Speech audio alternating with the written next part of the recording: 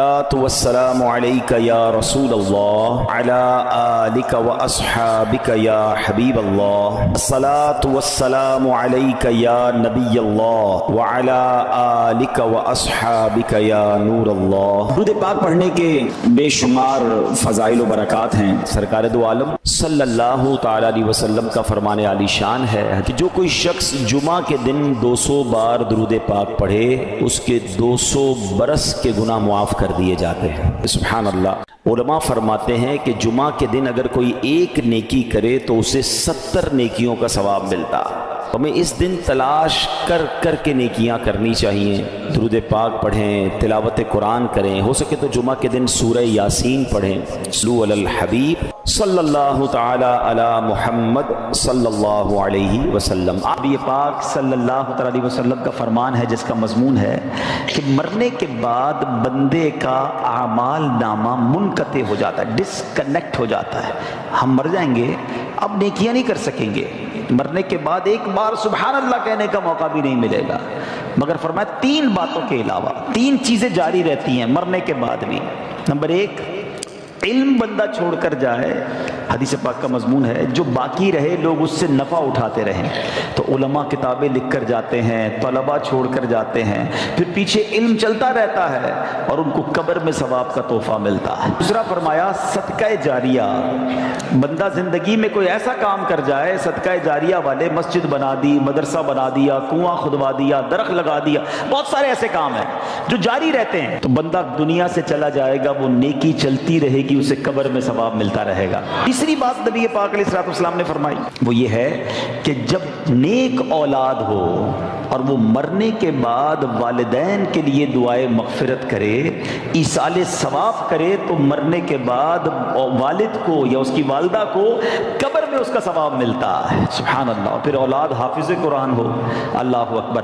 حفظ قرآن کے فضائل اس قدر بیان ہوئے، احادیث کا مضمون ہے کہ جو حافظ قرآن ہوتا ہے نا، وہ حافظ قرآن جس نے قرآن کو یاد کیا، اس کے حلال کو حلال جانا، اس کے حرام کو حرام جانا، بروز قیامت وہ اپنے گھر والوں میں سے ایسے 10 لوگوں کی شفاعت کرے گا جن پر گناہوں کی وجہ سے جہنم واجب ہو چکا تھا، اتنے گناہ ہو گئے تھے کہ جہنمی بن گئے تھے، مگر حافظ قرآن ایسے 10 لوگوں کو گویا جہنم سے نکال کر جنت میں لے جائے گا۔ قیامت کے دن جنہوں نے قرآن حفظ کیا ہوگا، قرآن پڑھا ہوگا، ان کے والدین کو جنتی لباس پہنایا جائے گا، جنت کا تاج پہنایا جائے گا۔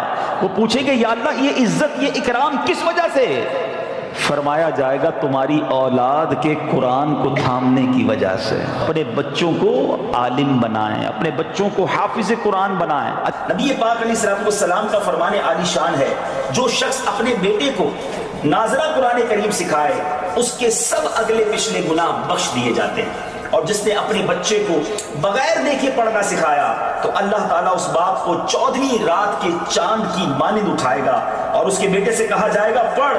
جب بھی وہ ایک آیت پڑھے گا اللہ تعالیٰ اس کے باپ کا ایک درجہ بلند فرما دے گا، یہاں تک کہ وہ پورا قرآن پاک ختم کر لے۔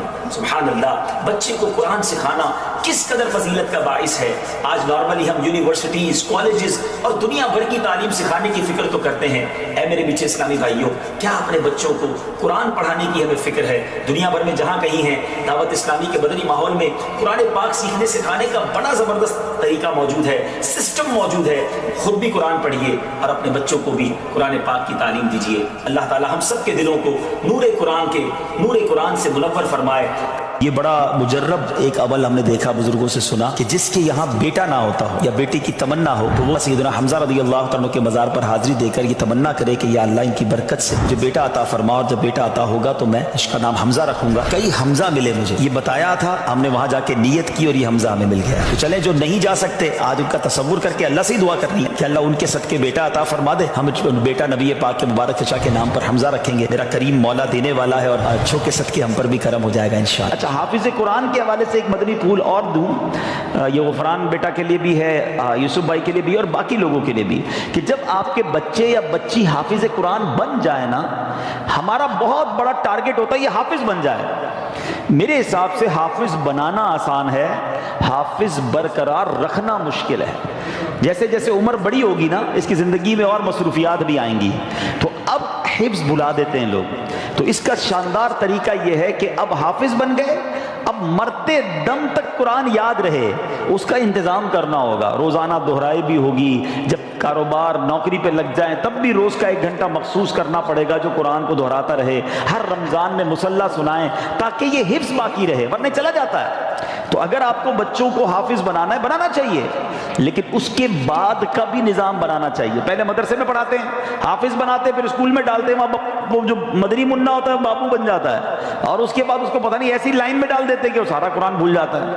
تو اگر آپ نے حافظ بنایا تو بہترین طریقہ یہ کہ اس کو اب عالم بنائیں، کیونکہ جب بندہ حافظ بن جاتا ہے نا اللہ پاک اس کے دماغ کو بہت کھول دیتا ہے، اس کے سینے کو کشادہ کر دیتا ہے، علم کا نور اب اس کے اندر آنا شروع ہو جاتا ہے۔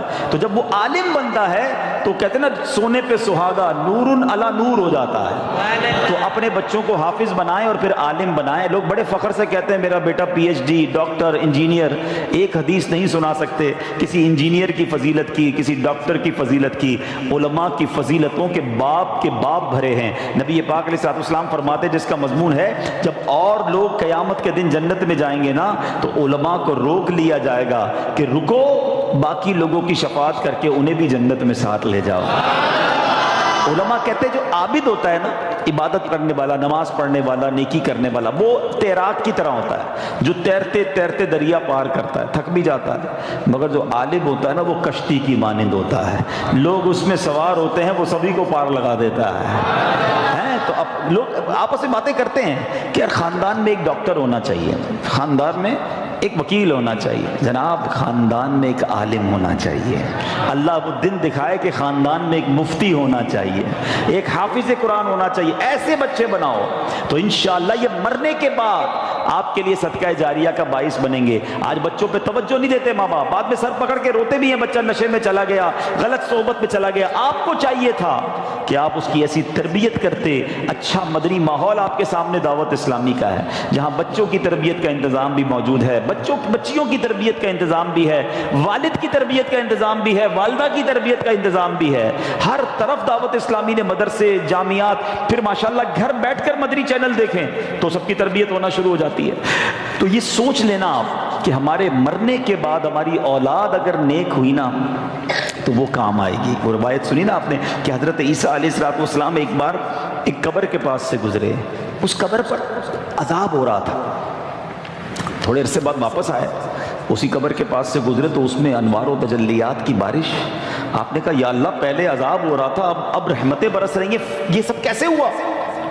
ارشاد باری ہوا عیسیٰ جب یہ بندہ دنیا سے گیا تھا گناہگار تھا، بڑے گناہ کیے تھے، قبر میں عذاب ہو رہا تھا، مگر اپنی بیوی کو پریگننٹ حاملہ چھوڑ کے مرا تھا۔ اس کے یہاں بیٹا پیدا ہوا اور یہ بیٹا جب تھوڑا سا بڑا ہوا تو مدرسے گیا، اور جب مدرسے گیا تو قاری صاحب نے کہا بیٹا پڑھو بسم اللہ الرحمن الرحیم۔ جب اس کے بیٹے نے زمین کے اوپر مجھے رحمان اور رحیم کے نام سے پکارا، اے عیسیٰ مجھے حیا آئی کہ اس کے باپ کو زمین کے اندر عذاب دوں، میں نے اس کے عذاب کو دور کر دیا۔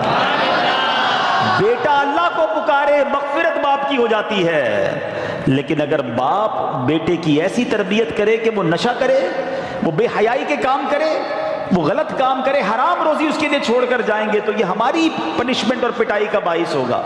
اللہ کرے کہ ہماری اولاد نیک بنے۔ اور یہاں اب میں بچوں سے بھی بات کر لوں کہ جن کے ماں باپ چلے گئے یا ماں باپ بوڑھے ہیں، ایسے کام نہ کرنا جس سے ماں باپ کو قبر میں تکلیف ہو۔ اگر وہ چلے گئے ہیں نا تو ان کے لیے خوب اصالہ ثواب کرو، صدقہ خیرات کرو، نمازیں پڑھو، دعائیں کرو کہ اللہ ہمارے ماں باپ کی مغفرت کر دے، ان کی قبروں کو جنت کا باغ بنا دے۔ قرآن کہتا ہے کیسے دعا کرنی ہے، رب ارحمہما کما ربیانی صغیرا، اے اللہ ہمارے ماں باپ پر ایسے رحمت کر جیسے بچپن میں انہوں نے ہم پر رحمت کی، ہمیں تکلیف نہیں آنے دی، اپنے دامن میں چھپا لیتے تھے۔ اے اللہ اب قبر میں ہمارے ماں باپ تیری رحمت کے حوالے ہیں، اب تو اپنی رحمت کی چادر میں چھپا لے، میرے مولا ان کے گناہ معاف فرما اور ان کی قبروں کو جنت کا باغ بنا دے۔ تو بہرحال میں ایک بار پھر مبارکباد پیش کرتا ہوں اور باقی لوگوں کو بھی یہ درس دوں گا کہ اپنے بچوں کو دعوت اسلامی کے مدرسوں میں بھیجیں، جامعات میں بھیجیں، بچے عالم بن گئے، حافظ بن گئے، قرآن پڑھنے والے بن گئے۔ یاد رکھنا میرے آپ کے مرنے کے بعد